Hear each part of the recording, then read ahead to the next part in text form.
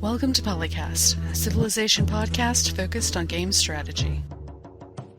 CanusAlbinus, Makahlua, TheMeInTeam, MegaBearsFan.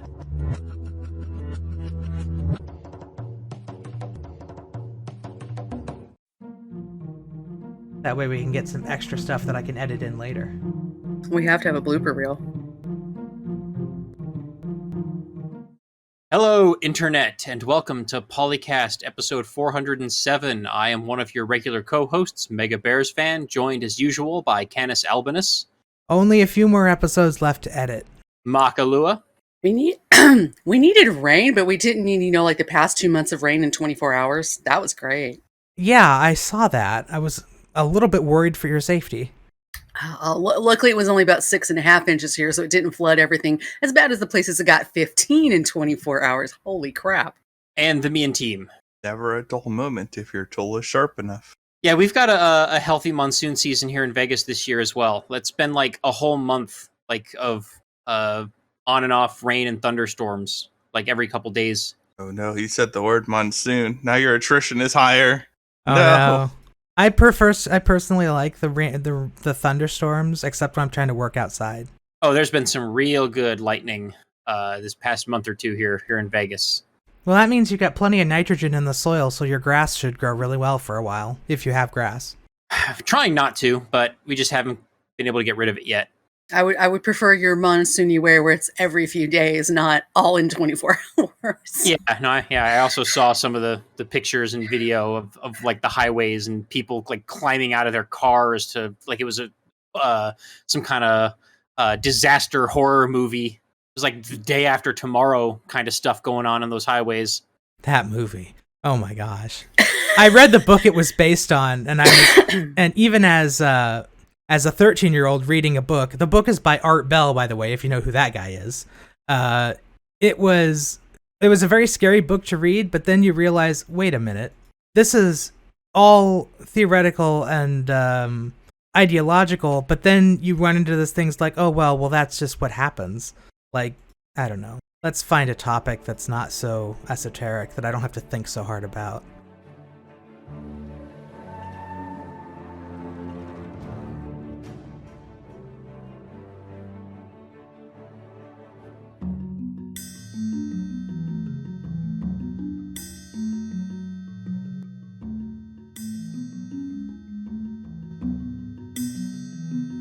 Oops, we ran into some problems. What?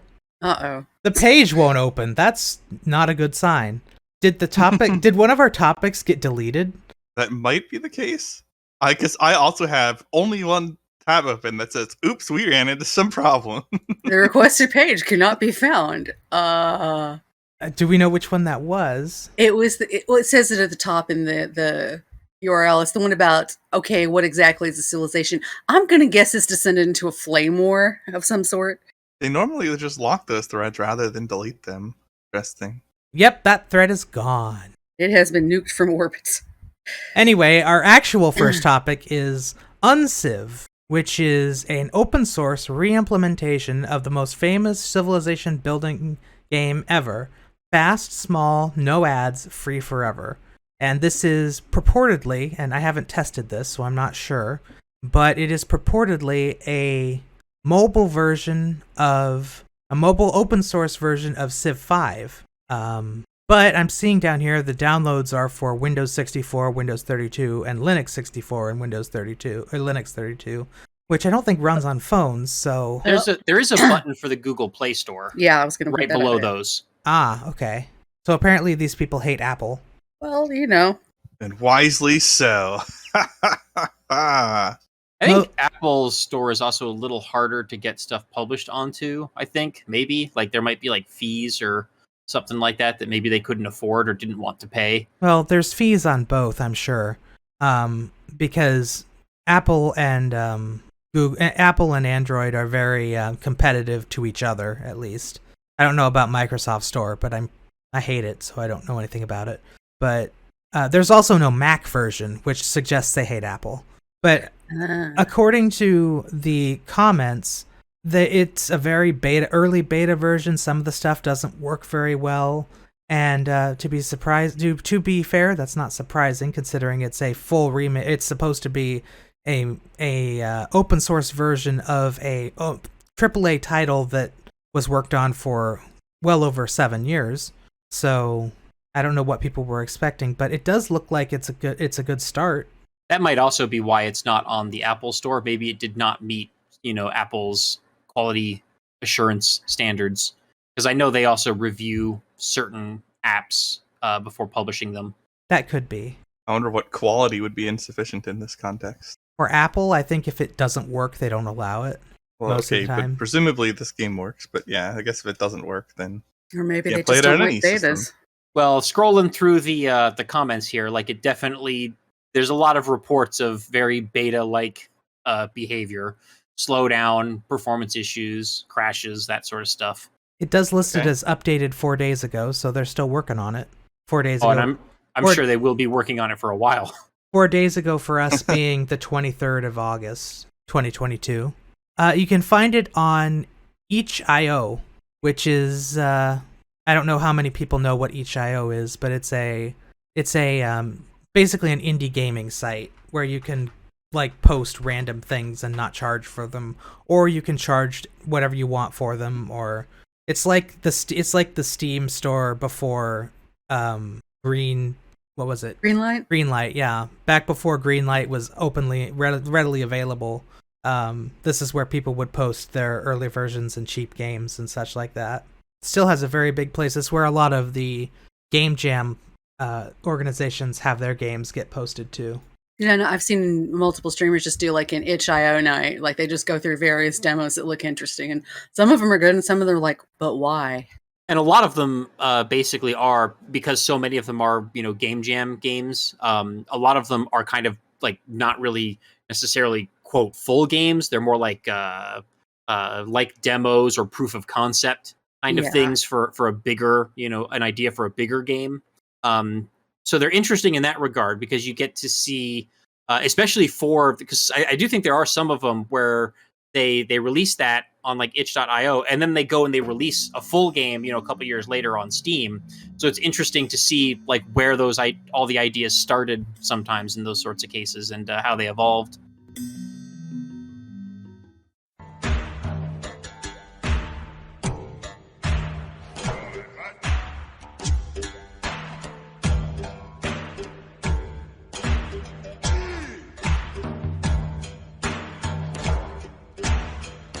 Well, speaking of cities being revolting, well, city revolts are a thing in Civ 5, Civ 5, Civ 4, Civ 3.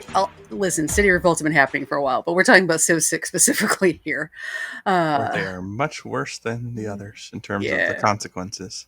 Yeah, over on the Civ Reddit, Gold Eagle 1123 was asking, should there be a 5-turn minimum in captured cities before revolt is possible? Because they just quit a game as Macedonia, where the game was basically made unwinnable because they were on a harder difficulty, they rushed their neighbor, they captured their capital and 2 other cities, but however, the enemy sitting in the capital were permanently stuck in 3-turn revolts, no matter how many times they crushed them, and each time they would go into the free city, it would spawn 2 full-strength current age units, and his army was having no time to heal. They couldn't even, I guess they had one of those choke point type areas, they couldn't even retreat either. Basically, for them, we're in the game. As they put it, wasted some of their, valuable fun time. Yeah, but yeah, that's I wish there was a way to have a look at that save and see how things were placed, to figure out where those were. The most obvious issue that he had there was that he raised the major city. And when you are capturing cities in Civ 6 from an empire that is powerful and strong, you need to take more than one city at a time and hold them together to keep them from revolting away. Yeah, like literally on the same turn. Like have your army get one city down to 0 hit points, then get the next city down to 0 hit points, then another city down to 0 hit points, and then move in and take all 3 cities on the same turn so that they reinforce each other's loyalty. Yeah. But I think what he's saying here is that's part of the problem, is that you have to do that sort of, not really micromanaging, but you can't just walk in and take a city and then take another city a couple of turns later, which we've been able to do previously in the Civs. This has to do with the whole loyalty mechanic thing that has kind of gone a little over the top. Well, it's also a symptom of the 1 unit per tile, right? Because the solution to this sort of issue in older Civ games, like in Civ 4 and earlier, was you would just leave a stack of units there. And the bigger the city was, the more population it had, or the more resistance there was to your occupation, the more units you would have to leave behind, to maintain martial law or whatever. And then the trade-off to that being that that's then less units that you get to take, to continue conquering with. I suppose you could have it however, you can only have the 1 unit inside the actual city tile, but maybe if you had them parked on districts or parked within the city limits or something, that would work the same way the stack used to. Yeah, that's what I was going to suggest. Like, at the very least, like, leaving another military unit, like, in an encampment or a military district should also count as, like, a garrison. Yeah. I can understand the argument that maybe not every district should work that way, but at the very least, the city center and encampment district should be considered garrisoned units, and their happiness or revolt quelling properties should be stacked in that case. It says here he went in with a huge force, scummed in order to play perfectly, even didn't make a difference. So what this sounds like to me is he wants to play the perfect game of Civ 5 in Civ 6. I don't know. Like, it's really just a question of how much is appropriate for time at max for Revolt. Like, how from a design standpoint, how tight do you need to capture cities alongside each other? Is 3 good, or is 5 good, or something other than either of those? Well, I'm also curious why this user didn't just raise all of the cities, and then if you raise them, they can't flip. So there's that too, but maybe they had wonders or something. Well, then you would probably keep the big city because that's the one that probably has the wonders. Yeah. Getting rid of the big city is probably the biggest mistake because that's the one that would provide all the support pressure. Yeah. Right. And then we also, I'm not seeing anything. It might be later on down the comments. I don't know if the OP posted more in there, but I don't know. Are you using, what are they called? The governors, right? Yeah. Did you move a governor into the city? Do you have policies in place that do give you loyalty bonuses for having garrisons in the city? All that sort of stuff. Is it on a different continent? Do you have the policy that gives you loyalty bonus on different continents? All that sort of stuff. He says that he used governors and he used garrison units. Okay, yeah. I mean, I'm assuming that the user was, because they also said that they're playing on a harder difficulty level. So I'm assuming if you're playing at King or above, you have a basic understanding of how all this stuff works. But I wasn't sure. Yeah, someone else in the comments, just without seeing screenshots, was pointing out that Macedonia and Heroic Age should have had no problem holding the captured cities. That the problem was punched a hole in it. Basically punched a hole through the empire to get to the capital and didn't take the support cities along the border, which would have also helped. Yeah, you got to take them in clumps. Mm-hmm. Yeah. And the loyalty thing is specifically in the game to prevent a Civ from just going straight for the capital, beelining straight for the capital. That is working as intended. I mean, we can argue till we're all blue in the face and the cows come home about whether or not that is a good intent, but that's working as intended. That was always not ideal play. I don't know why. I don't know that that's the design thing that it accomplishes. I mean, I guess people just see that the victory condition is to hold all the capitals, so they just go for the minimum, necessary requirement to win, whether or not it is good play. So I don't know. I guess, but it is harder to do that in Civ 4, for example, than it is to just take cities. The only way I can you are see exposing yourself to more problems. And I also wonder how much of this is maybe this player is just carrying over possibly bad habits from Civ 5, because in Civ 5, because happiness penalties were global for number of cities and population, arguably you don't want to keep all the cities on you would just raise cities and go straight to the capital because you just don't have the happiness to support conquering the entire empire. Yeah, that's true. It's so different in the other games. Yeah, you definitely have to play Conquest in Civ 6 differently than you played Conquest in Civ 5. Yeah, there's more description of it. And yeah, the capital is also deep within the enemy territory. So even the capital's nowhere close enough So even if he takes everything, all of their other cities out around it, he still doesn't have enough support because there's probably another civ on the other side who's pressuring it. If he takes all those other cities, though, they start adding pressure to the other side, though. I mean, it might take a while, but another option would be to just let the cities revolt and stay as free cities until you've, taken, all the cities that you want, and then just go back and reconquer them from the, barbarians or whatever. If they're flipping from loyalty pressure that fast, they'll be enemy cities again very quickly. Yeah, probably.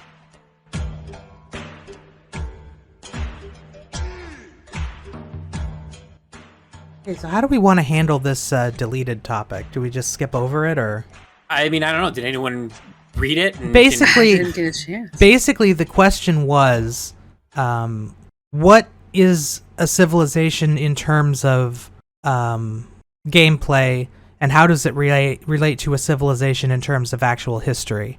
And it was basically The latter is that it doesn't. Yeah, the big question was, does the Confederacy in the United States count as a civilization, or does the Maranthas or the Marathas in India, do they count as a civilization, or should they all be part of the same Indian civilization? And I would imagine there was a lot of flame wars, and then somebody started bringing up things like, why are Brazil and Gran Colombia and the United States and Canada and Australia considered civilizations when they're not really super distinct from their predecessor cultures? Why is Byzantium considered its own civ when it's just a part of the Roman Empire? And I can see how that would have turned into a flame war. The Marathis, as everything is part of India. That's like putting Cherokee as part of the U.S. Yeah. I mean, you could, but I don't know that would be more historically accurate. Well, it's like the Civ 4 Native American civilization or the Holy Roman Empire.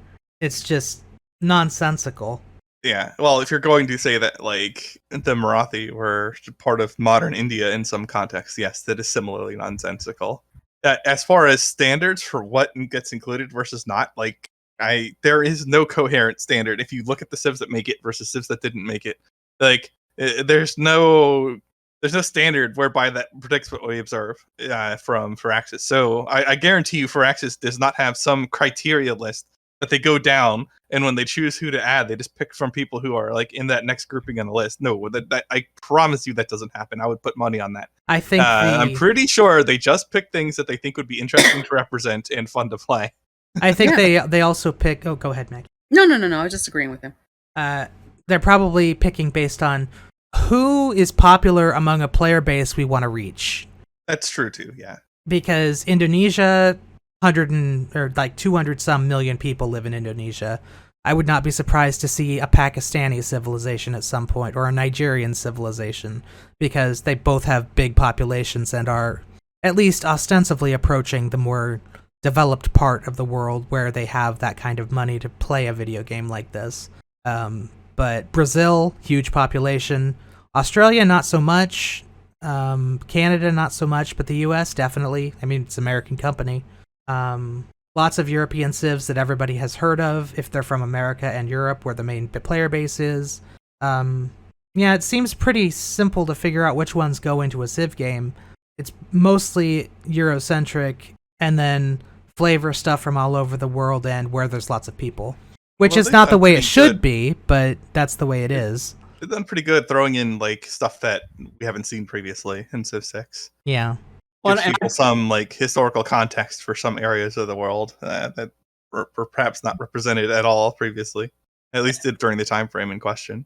And I've also brought up, many times in the past that just the game's mechanics as they are now do also limit, what civilizations you can potentially represent in the game. Because, I've been on this soapbox for a long time about wanting more genuinely nomadic or pastoral civilizations being represented in the game. But because the game is focused around building and developing cities and empires, having Great Plains Native Americans, doesn't necessarily work as well in that context, because they didn't build really big permanent settlements. Although they do, manage to fit, civilizations like the Huns and the Mongolians and stuff like that in there that were also largely nomadic, but they also did have large permanent, settlements as well. So it's easier to find cities that represent them. We don't know to what extent the North American tribes had permanent settlements prior to getting diseased by like smallpox at enormous scale. We know Yeah, that some well- did. Yeah, we know some did. So we don't know to what extent like the biggest city that like particular Great Plains tribe had, like offhand. We don't. To my knowledge, we don't. I haven't seen anything that shows that. Right, but then, again, because the game is so focused around those cities, if we don't, maybe they did, maybe they didn't. If we don't know, how do we, represent? Like, what do we pick as names? Yeah, but the game for doesn't those care cities? either. So- Like they just throw someone in. So like you could just give them whatever and just have them build cities like everyone else, which is what already is being done. Even amongst the civilizations included, it's not like they were run remotely similarly to each other across the board or something, or they had remotely similar city sizes, culture, structures, empire governance, all that vary drastically. But in the game, you can pick whatever you want for policy, like from the beginning to the end. Yeah, if they were trying to be historically representative, they might limit you from using some governments if you're playing Rome or something like that. Yeah, but the scope of the game is 6,000 years, where you're basically picking how that nation is developing. So even if they were historically nomadic, well, you can choose to not be. Joyce says you can choose to take historically not very aggressive civilization and conquer the world with it. And have Gandhi overrunning everybody with tanks. Like, if you're doing that kind of stuff, then I don't know. I think a big part of it too is there's the question of which comes first, the decision on which civilization to include or what mechanic or ability they want to have in the game, and then finding a civilization that matches that best. And I'm sure it's a mixture of the two. There's probably some where they're like, oh, we have to include this civilization. What abilities can we give them? And then there's probably other examples of, oh, we have an idea for a really cool ability. What historic, civilization or culture or nation state or whatever would it be most appropriate to? Like, for example, and we take some of the more exotic abilities, like, say, the Venetian ability in Civ 5. Did they decide, oh, let's make Venice be a playable civilization first? Or did they think, hey, what would be a cool idea for a playable city-state? And what civilization would that, be most appropriate for? Or in Civ 6, we had like the Maori with the ocean start. Did they decide, oh, let's do the Maori first and then we'll put them on the water because that fits that culture? Or did they think, hey, wouldn't it be cool if we had a civilization that starts on the water and then figuring out what historic culture that would be most appropriate for? I imagine that decision was pretty simultaneous. Yeah, culture starting in the water, probably somebody from Polynesia. Who's interested in Polynesian culture? Hey, how about this? I don't know if you guys can hear the hammering outside my window, but Nope. good.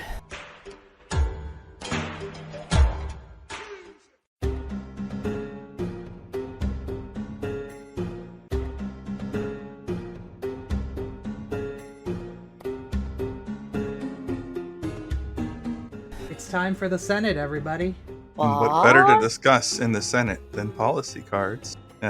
Basically, Zen Gangani on Civ Fanatics is just asking what policy cards we usually run.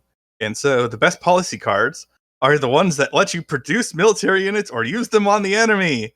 Ha ha!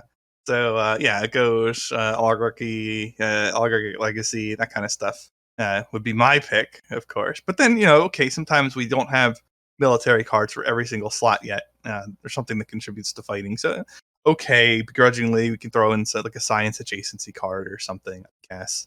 Or something that like gives us production, which we can then put to military units. Option. It's technically sort of like military, so it's close enough.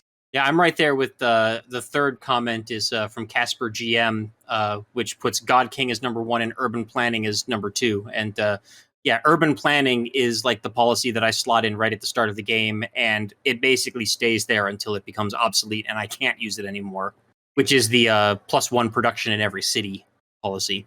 That is pretty good. And the only reason you wouldn't use it is so you have like better things that are more immediately useful.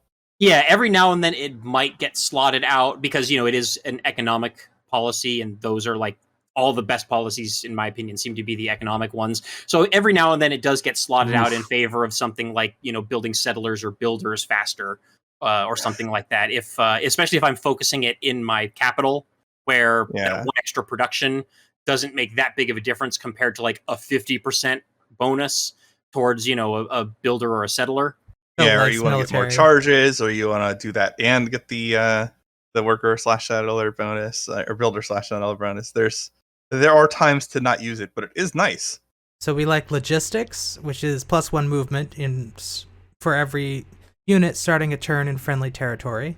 That is an amazing military tempo thing for domination games. Like that's like guaranteed in late game slot policies for me, because like when you capture a city, you are then in your own territory again. It's not like Civ 4 Mhm. culture where you're culture pressed. Everything that was part of that city's reign is now yours, and you will once again have the bonus at the start of the next turn. So what that amounts to in practice, as you're snowballing in the late game, is that you just have +1 movement, like practically always, and that will stack with the general one and anything you're getting from promotions or otherwise. So you have very fast units, and because there's so many movements stacked up, you can just move into range of the next city and attack it. And that makes a huge difference, especially for siege weapons, because you can actually get them in range of an enemy city and fire before the unit dies.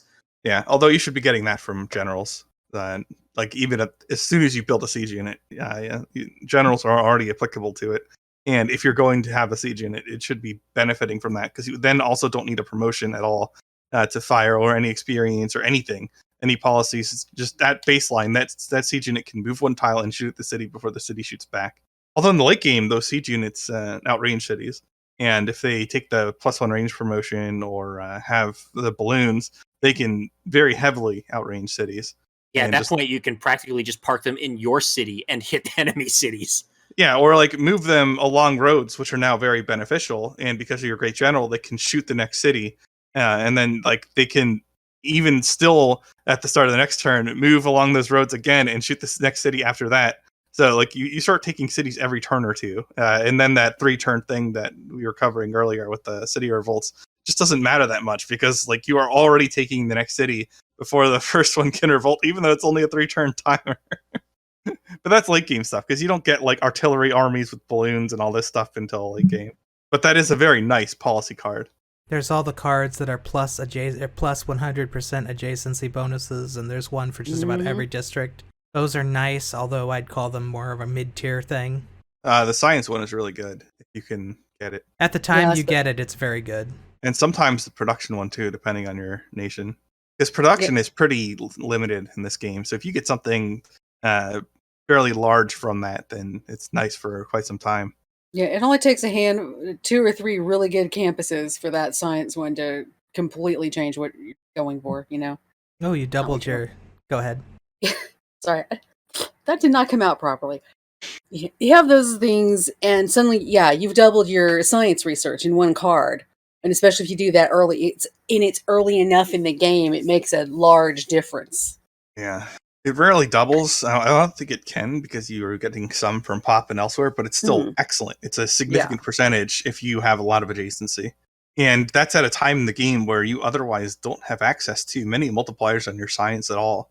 So short of just getting more cities with campuses and trying to brute force it, that's one of your better options for quite some time for researching more quickly. I mean, you want to get your Eurekas and whatnot as well, but it's a big part of going quickly. And then there's the always popular free market, rationalism, and I think opera houses, or grand opera, which is just plus 100% science or gold or culture from the district buildings, plus 50% if the city population is 15 or higher, plus 50% more if there's plus 4 adjacency bonus. They come late in the game, but they are very powerful. Oh, Simultaneum does the same thing for faith. I guess we don't have a lot of warmongers here, so I'm not seeing people talking up Oligarchic Legacy too much. Well, I was just listing the ones that I see that are most effective at their time, and I think doubling your I guess the Civ version of FIDS is pretty impressive. But then you've got like drill manuals, which is improved niter and coal, add 1 additional resource per turn. That's really nice. No, it's like a temporary thing. Once you have your units produced, then you don't need as high of an income. I think a policy card that is probably very underrated and underutilized is the colonial taxes one, and I think there's another colony one for off-continent cities, because I think a lot of people fail to remember that in Civ 6, continent is not the same thing as landmass as it has been in every previous game. So a single landmass in Civ 6 can have multiple continents on it, and it's entirely possible to have a landlocked civilization in the middle of a continent or even a Pangea, where you're on the dividing line between two continents. Like the real world example would be the dividing line between Europe and Asia, where if your starting city is near that border, half of your cities, even though they're all on the same landmass and all very centralized, might be on a different technical continent, and running colonial taxes or something like that is potentially benefiting half of your entire empire. The other one you're thinking of is colonial offices, which is plus 15% growth and 3 loyalty per turn for cities that are not on your original capital's continent. Right. Yes. Yeah. Those two, I think, are probably very underappreciated and underutilized policy cards, because people fail to recognize how continents work in the game. Like, one of the first things I always do early in the game is I'll open. I think there's a view on the map for continents, where it'll color code them just to see if that sort of thing is going to be applicable to me. Those loyalty boosts add up too, because it's not easy to get them right when you're conquering. And that could be the difference of an extra turn or two pretty frequently. If you throw in a governor and you have a couple +3s, you have a garrison, all of a sudden, you have 5 turns, and then you conquer the next city, and you have 15 turns, and then There's a turn or two later, you're making loyalty rather than whatever. But sometimes that can help. And going back to that previous topic about the loyalty, I wonder if that would have been relevant to that Reddit user who was asking about the cities flipping all the time. Even if that other, so I think it was Macedonia was the civilization they were trying to conquer. Even if Macedonia, that was the Civ they were. Oh, yeah, they were Macedonia. So even if the civilization you're trying to conquer is on the same landmass, it might still be a different continent. So you can potentially run colonial offices, Canus, right? That's the one for growth and loyalty, right? Loyalty, yeah. Yeah, so that's something that you could potentially run as well as a wild card to give yourself an extra, buffer before those cities revolt.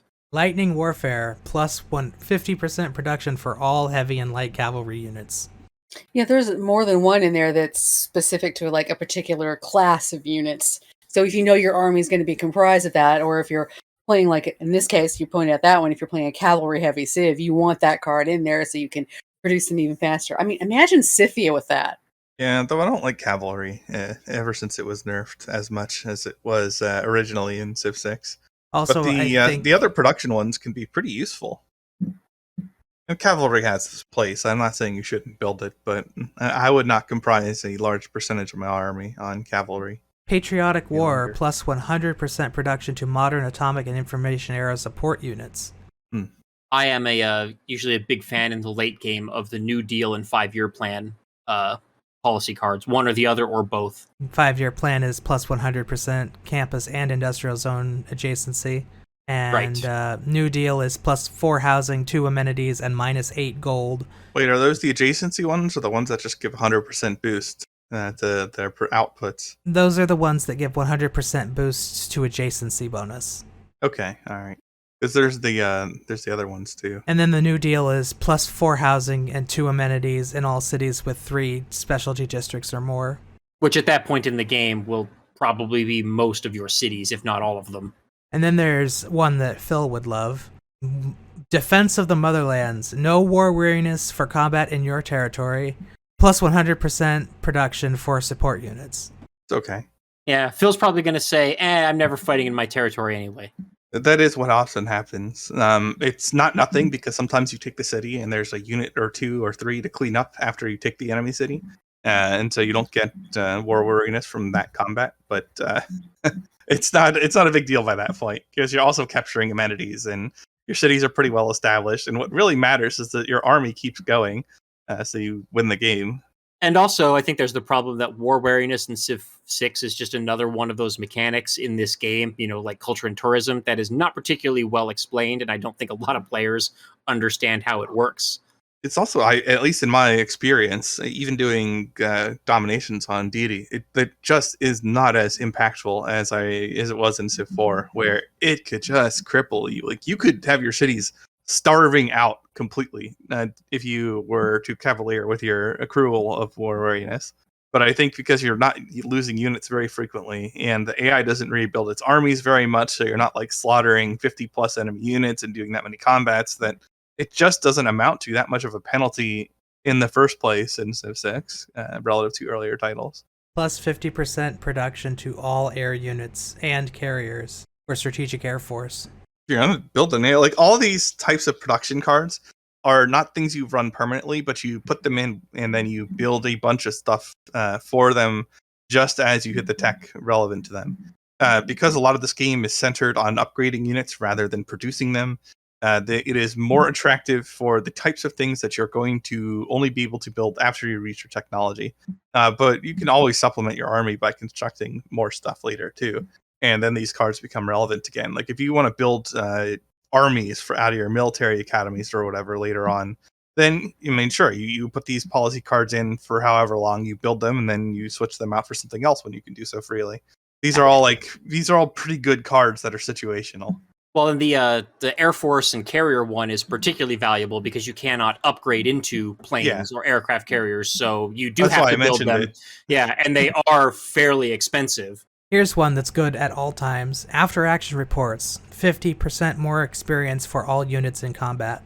Yeah, as long as you're fighting. Because some of the promotions in this game are incredible, so it is worth pursuing them. But you do have to be actually taking a fair amount of fights for that card to be better than, say, producing more units and then switching to it later. Yeah. I mean, there's quite a few culture and science victory related ones, but those are just no-brainers, like 15% more production towards science, or towards science victory stuff, or plus 100% tourism to artifacts and great works, that kind of stuff. Yeah. And then there's stuff like, e-commerce, plus 2 production and 5 gold to all trade routes. It's just so late in the game. Yeah. Yeah. Yeah. How often Well, do a you lot ever... of this stuff is pretty late. Yeah, how often does a game ever last long enough where you actually run that policy and it has any meaningful impact in the game? I have been known to run the Raj one, which is... let me find it real quick. Yeah, that one's good. That one's available a lot earlier, though. Yeah, it's available at Colonialism, and it's plus 2 science, gold, faith, and culture from each city-state you're a suzerain of, and plus 2 gold for city-state trade routes. Yeah, I like to run Charismatic Leader a lot, which is just like the passive envoy generation. So, Raj is usually pretty good for me because I have a lot of suzerain city-states. Yeah. Are we done with this topic? Should we move on? Yeah, we're cruising today. Okay, this next one is a little bit of an older topic that we bumped a couple of times, but it has to do with... Did I open this already? Yeah, I did. It has to do with religious gameplay. Whenever... it's from Civ MD, and he writes that whenever I'm playing a religion game, I tend to use worth ethic almost exclusively because I have plus 4 adjacencies in my holy sites. All of my turn 200-ish culture science victories use work ethic. But is there any situation where choral music or Jesuit education would be more beneficial? If you have low adjacency, would choral music be a better choice for cultural victory? And if you'll give me a few seconds, I will pull up the list of religious things and describe them. Preliminary comments go here. Well, I think Jesuit education is pretty dang good. If I remember correctly, that's the ability to purchase science buildings with faith, right? Mm-hmm. And is it also culture buildings? Jesuit education may purchase campus and theater square buildings with faith. Choral music is shrines provide culture equal to their faith output, intrinsic faith output, and work ethic is plus 1 production for each follower. Or rather, in Gods and Kings, holy sites provide production equal to their faith adjacency bonus. Yeah, I mean, I think it's largely going to depend on what kind of religious civilization you're running. If you're playing as a civ with religious bonuses that generates crap tons of faith, where you have a lot of excess faith, then Jesuit education becomes all that much better because you can actually afford to spend that faith on those buildings, and getting science and culture buildings up earlier is pretty dang valuable. But if you actually need that faith, to build like missionaries and apostles and all that stuff, then something else is probably better because you're probably never going to be able to afford to spend it on those buildings. I think we can discount choral music right away because culture for culture victories is defensive culture, so that doesn't really help you that much toward actually taking a victory with culture. So choral music does not seem to be useful in that regard until much later in the game when you have things that give you tourism based on your total culture, which comes so late that if you're doing a turn 200 victory, that's not going to work. Jesuit education has a better footing for a cultural victory in the sense that you can build theater square districts with faith, since if you're going religion, you probably have faith. You can buy the theaters and all that stuff you need for which means more great stuff. Which means more great people points earlier, so more great works to slot into them for tourism. Whereas work ethic doesn't really provide that much in the way of direct culture help, but it does give you more production, and more production in Civ 6 is king. Yeah, that's universally good. That will always be good unless none of your holy sites have like any adjacency bonuses, in which case you're just kind of posed in that regard. Yeah, depending on how lucky you've been with your early game, reliquaries might help because you've got triple faith and tourism from relics, but that would only be temporary because you would need Christo Redentor, whatever that's called in Civ 6, to prevent loss of the effect of culture, the loss of like when you hit the Enlightenment, religious relics lose half their tourism and faith value. And if I remember correctly, the policies that multiply holy site adjacency bonuses also multiply the production from work ethic, if I remember correctly.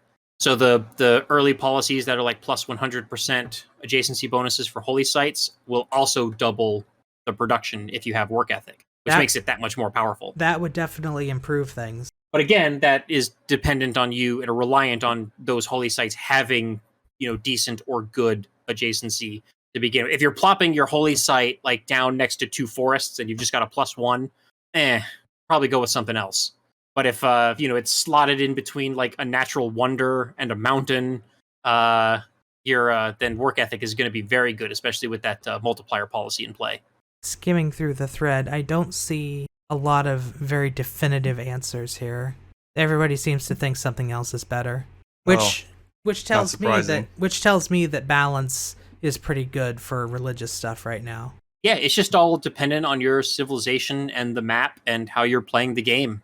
There's a comment down here from Reddish Riku, not sure how to pronounce that, that just says that Jesuit education was much better in Civ 5 than it is in Civ 6. It had a similar effect, but Civ 5 had a lot more pantheons that gave large amounts of faith compared to Civ 6. So, you tended to have more faith in Civ 5 to spend on those buildings for Jesuit education compared to Civ 6, where, a lot more of your faith goes into building religious units and the holy buildings. I think that depends on how you're building the buildings, because you can build the buildings with production if you need to. Yes, you can.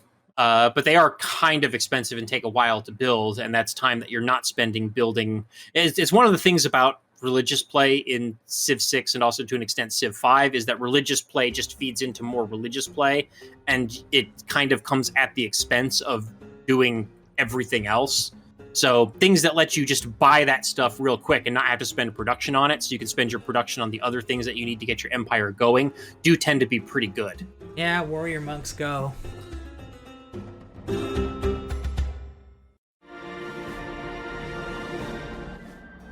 I think we can wrap this one up. What do you guys think? Mm-hmm. Sure. All right. To follow the traditional scale, get out. But no, this has been PolyCast episode 407. I'm still CanusAlbinus, and we've still got Mackie. Hi. Or bye. Whoops. And the MeInTeam.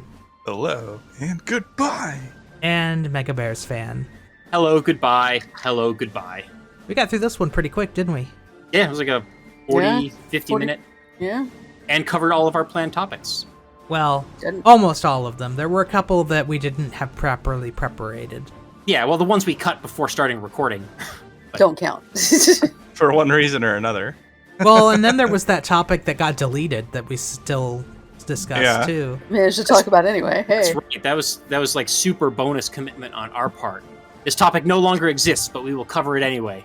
Well, the topic still exists, it's just the post is gone. Stream is done. Probably part of the arguing in that thread was people want like an exact definition of what a civilization is so they can exclude anybody they don't like. Yeah. Of course. It probably Or devolved. like put somebody they want in, one or the other. Yeah. It probably devolved into a Russia-Ukraine problem. Oh yeah, I hadn't thought about that, but yeah. Since the Russians Yeah, I would do don't, it. since the Russians seem to claim that Ukraine doesn't exist as a civilization for some Or- reason. Or alternatively, Taiwan, China, Oh, yeah. or Oh, yeah. another one that's been controversial in the past is Israel. Yeah. Oof. I mean, despite the fact that we have a 3,000-year-old book that says they're real. Yeah, and I But think they're as I not said when we were technically talking about it, if it got into trying to call the Confederacy a civilization or something like that. Oof. I mean, technically they were, but not in a civ sense. They were. Yeah, I don't know that I like the idea of like putting them alongside the like Mysore or whatever. Yeah, seriously. That's would- pretty funny, but only if you're trolling. I would agree because they technically did have a government, but they're more like rebellious provinces. And Yeah. Yes, the Confederacy's already in the game. Every time a city flips to a free city, that is the Confederacy. Pretty sure only from the U.S. It would be a little odd if the Confederacy came out of like China or or Scythia just gives rise to the U.S. Confederacy. Way down south in the land of cotton, it's like out of the Scythian city. Oh man, the salt would be amazing. It's like an April Fool's. It's like the bad taste April Fool's prank. Yeah. we don't need any more of those.